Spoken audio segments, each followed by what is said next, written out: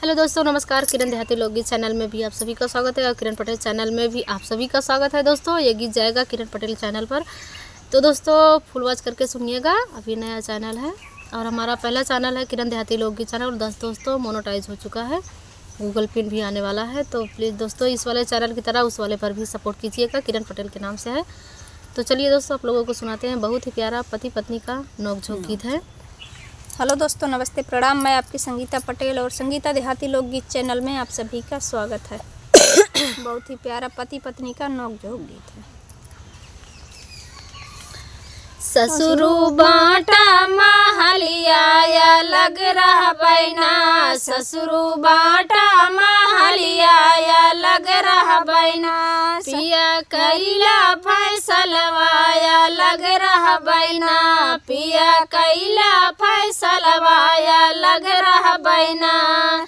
हमरे ससुर जी के तीन महलिया, हमरे ससुर जी के तीन महलिया, तीन महलिया हो तीन महलिया, तीन महलिया हो तीन महलिया। जेमे लागल खिड़किया उहले बैना, जेमे लागल खिड़किया उहले बैना, ससुरु बाटा महलिया लग रहा बैना, ससुरु बाटा महलिया लग रहा बैना, पिया कैला फैसलवाया लग रहा बैना, पिया कैला फैसलवाया लग रहा बैना।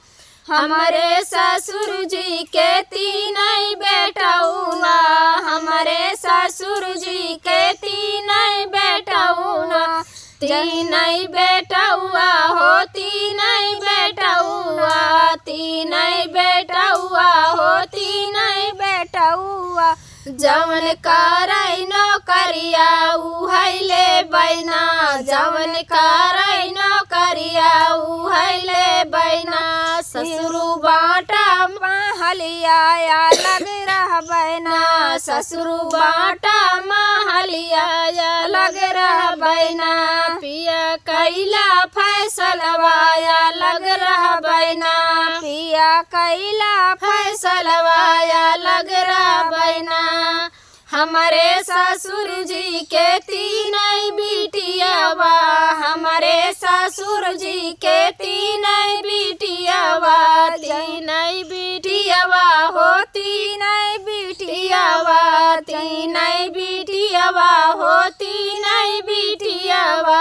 जौन कबहू ना आवै उहले बैना, जौन कबहू ना आवै उहले बैना, ससुरु बाटा महलिया लग रहा बैना, ससुरु बाटा महलिया लग रहा बैना, पिया कैला फैसलवाया लग रहा बैना।